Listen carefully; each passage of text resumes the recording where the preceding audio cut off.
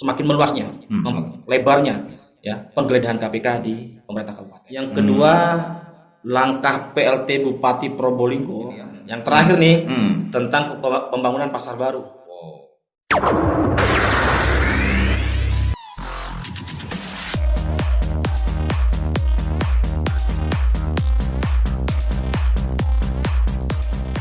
Baik pemirsa CBTV News, kembali bersama dengan kami dalam program spesial kami di setiap minggu, Hot Issue. Minggu ini seputar Hot Issue seputar Probolinggo Raya, kota dan kabupaten, dan juga Tapal Kuda. Ya, kembali bersama dengan kami di program Hot Issue hari ini.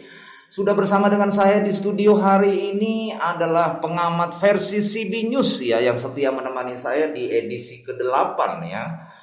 Mudah-mudahan tayangan Hot Issue tetap berjalan. Bersama dengan saya pada hari ini pengamat versi CB News, siapa lagi kalau bukan dengan Bung Udin ya, yang Assalamualaikum warahmatullahi wabarakatuh. Oke Bung Udin, semangat terus ya. Semangat. Sehat ya? Alhamdulillah sehat. Sudah edisi ke-8 ini. Sudah edisi ke-8. Mudah-mudahan Hot Issue akan terus ya berjalan ya, guna memberikan informasi seputar Probolinggo dan Tapal Kuda ya. Siap. Bung Udin, ini lagi rame-rame nih, banyak ini ya. Pengamatan Bung Udin ini seputar Probolinggo Raya sepanjang minggu ini yang trending, paling trending ini apa ini sekarang ini? Setelah biasa saya buka dulu ya. Oke. Terima kasih. Jadi dalam minggu ini trending topik hot issue adalah yang pertama itu semakin meluasnya, lebarnya ya penggeledahan KPK di pemerintah kabupaten. Itu yang pertama. Yang kedua, langkah PLT Bupati Probolinggo dengan berkunjung kepada mantan-mantan rival politiknya di Pilkada 2019 kemarin. Reformasi nih kayaknya ini ya. Iya. Seperti kayak begitu. Ada terobosan ini ya. Yang terakhir nih tentang pembangunan pasar baru. Anggaran 4 miliar ini ya. 4 miliar. Ya, tadi sudah dikatakan oleh Bung Udin sudah mulai melebar ini ya. KPK sudah mulai obok-obok ini dari beberapa pejabat teras Pemda Kabupaten sudah dimintai keterangan sebagai saksi. Terus kantor PUPR ya, dan kemarin adalah mall pelayanan publik. Kira-kira seperti apa ini Bung Udin? Ya, hal ini sebenarnya jadi warning light ya. Warning ya? Ya, warning light. Jadi lampu kuning nih. Bahwa KPK ini melangkah semakin jauh untuk memeriksa pemerintah kabupaten, bahkan sampai mensegel kantor dinas PUPR, mall pelayanan publik. Nah, ini sebenarnya KPK ini dari awal-awal sudah menyampaikan bahwa ada pencegahan untuk tindakan-tindakan korupsi. Jadi jauh sebelum terjadi korupsi, memang KPK sudah melakukan mobile nih. Jadi yang kita tahu KPK ini keliling nih ke daerah-daerah untuk menyampaikan pencegahan untuk korupsi. Gitu ya. Nah, ternyata di kabupaten sudah terlanjur terjadi seperti ini sehingga KPK semakin meluas ini. Semakin memperluas jangkauannya untuk mencari data full bakat gitu ya, tentang apa yang terjadi di pemerintah Kabupaten Probolinggo. Ya, untuk masalah proses hukumnya kita percayakanlah kepada KPK. Cuman yang jelas ini pemberantasan korupsi ya. Di pemerintah daerah Kabupaten Probolinggo ini ya, kayaknya ini ya KPK sudah mulai serius melebar dari dugaan pertama operasi tangkap tangan jual beli jabatan kepala desa. Sekarang sudah mulai melebar kemana-mana. Harapannya seperti apa ini Bung Udin? Baik Probolinggo Kabupaten dan juga kota dengan keadaan seperti ini. Ya, mudah-mudahan dengan adanya kejadian ini itu bisa memberikan edukasi kepada pejabat baik pemerintah kabupaten, pemerintah kota, Indonesia juga supaya se-Indonesia lah, supaya bekerja sesuai dengan tupoksinya. Gitu ya. Bekerja sesuai dengan kewenangannya. Dengan harapan tidak terjadi hal-hal yang seperti ini.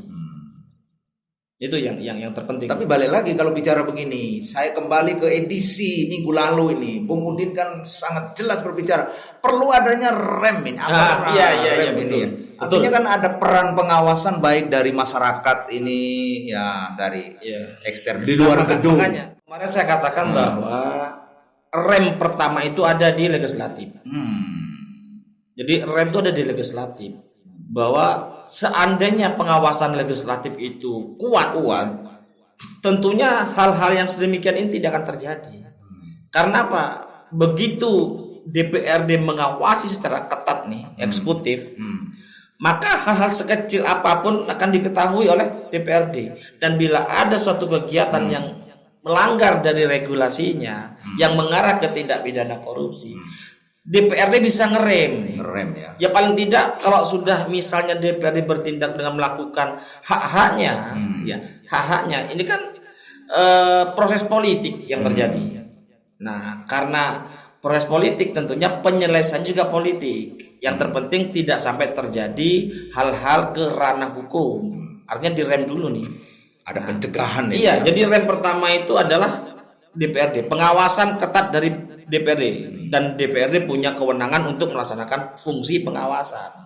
Cuman yang jadi soal ini nanti ada yang dipanggil untuk RDP oleh DPR ini tidak mau datang, ini kan repot. Nah, RDP ini bukan hal yang menakutkan. Jangankan RDP nih, interpelasi saja bukan hal yang menakutkan, bukan hal yang istimewa, enggak.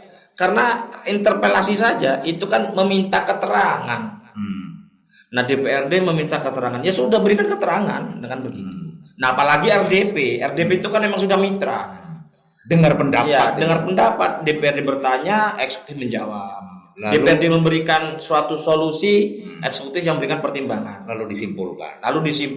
Mudah sepertinya ya. Nah, kalau ada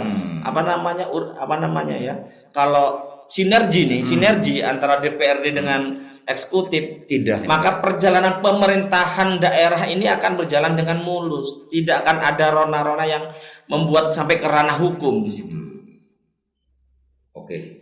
Selain KPK, apalagi nih Bung Udin? Yang kedua ini langkah-langkah dari PLT Bupati Bapak Haji Timbul Prihanjoko dengan wakil bupati ini. PLT Bupati. Jadi kalau saya katakan PLT Bupati datang silaturahim ke Pondok Pesantren Nurul Jadid, datang silaturahim ke rumah Ketua DPC PKB Kabupaten Probolinggo. Rival ini kayaknya. Ya.